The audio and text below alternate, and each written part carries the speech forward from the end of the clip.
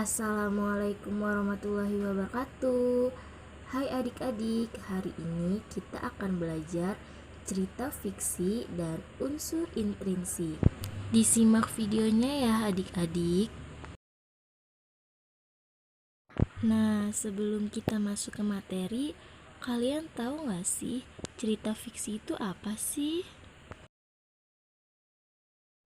Jadi, fiksi merupakan cerita yang sifatnya imajinatif, tidak membutuhkan pengamatan dalam pembuatannya, dan tidak perlu dipertanggungjawabkan karena ide ceritanya berasal dari khayalan atau imajinasi penulis. Bahasa yang digunakan biasanya bahasa kiasan atau bahasa konotatif. Contoh cerita fiksi itu seperti dongeng fabel Semut dan Belalang. Selanjutnya, kita akan mempelajari unsur-unsur intrinsik pada cerita fiksi. Yuk, kita simak dengan baik.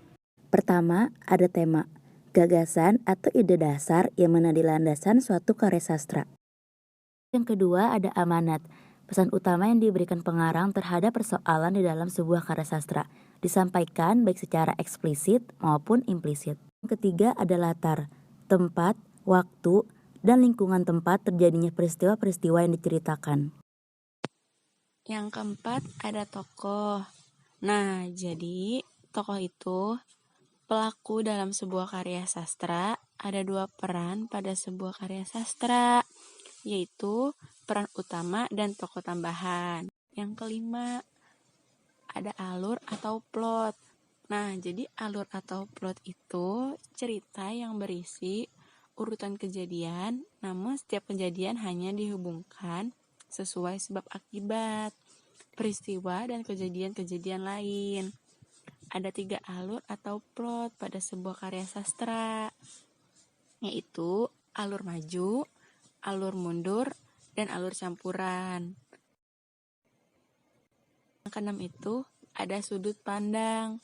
Sudut pandang itu cara pandang pengarang dalam menyajikan tokoh, cerita, latar, dan berbagai peristiwa yang membentuk cerita dalam sebuah karya kepada para pembaca. Nah, sekarang mari kita simak contoh cerita fiksi berikut. Suatu hari, di musim panas yang terik dan melelahkan, seekor semut terlihat rajin bekerja, mengumpulkan makanan. Ia mencari dan mengangkut bahan makanan yang ia temukan untuk dikumpulkan dan disimpan di dalam lubungnya. Meski panas yang terik dan hujan yang turun membasahi tanah dan tubuhnya, ia tetap bekerja dengan giat agar nanti saat musim dingin tiba, semut bisa memiliki persediaan makanan yang cukup untuk bertahan hidup. Melihat hal ini, si belalang menegur semut dan berkata, "Hei semut, kenapa kau begitu rajin mengumpulkan makanan tanpa henti?" Kemudian dijawab oleh semut, "Aku harus mengumpulkan banyak makanan agar saat musim dingin nanti tidak mati kelaparan." Mendengar jawaban si semut, belalang pun tertawa terbahak-bahak. Katanya, Hahaha, kenapa repot sekali? Musim dingin kan masih lama. belalang pun berlalu sambil memakan daun yang jadi makanannya. Semut tetap bekerja dengan keras dan giat, mengumpulkan banyak makanan. Sementara sepanjang musim panas dan musim selanjutnya, belalang tetap bermalas-malasan dan tidak mengumpulkan makanan untuk musim dingin, di mana persediaan makanan nantinya akan sulit untuk dicari. Sampai akhirnya musim dingin datang dan ternyata berlangsung lebih lama dibandingkan sebelumnya. Belalang pun hampir mati karena tidak punya cadangan makanan yang cukup dan minta makanan kepada semut. Semut yang baik hati tidak tega melihat belalang yang kelaparan dan semut pun mau berbagi makanan dengannya.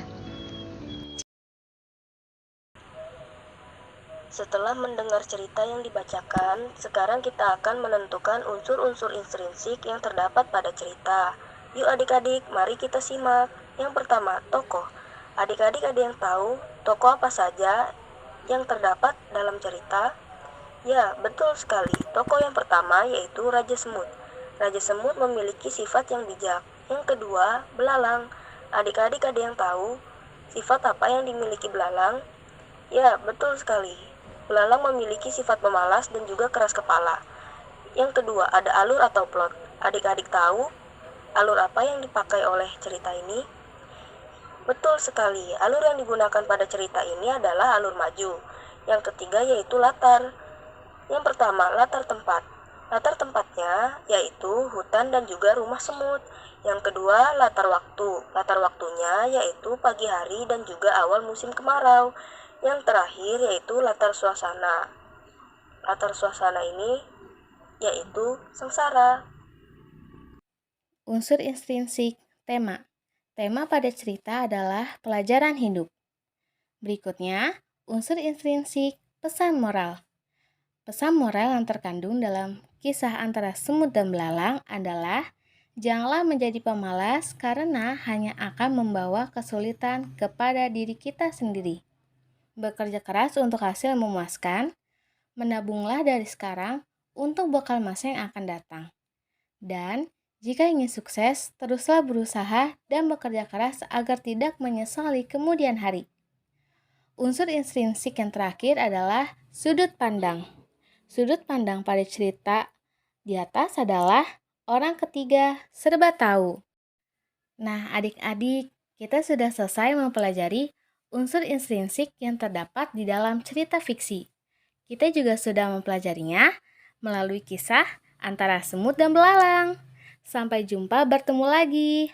Assalamualaikum warahmatullahi wabarakatuh.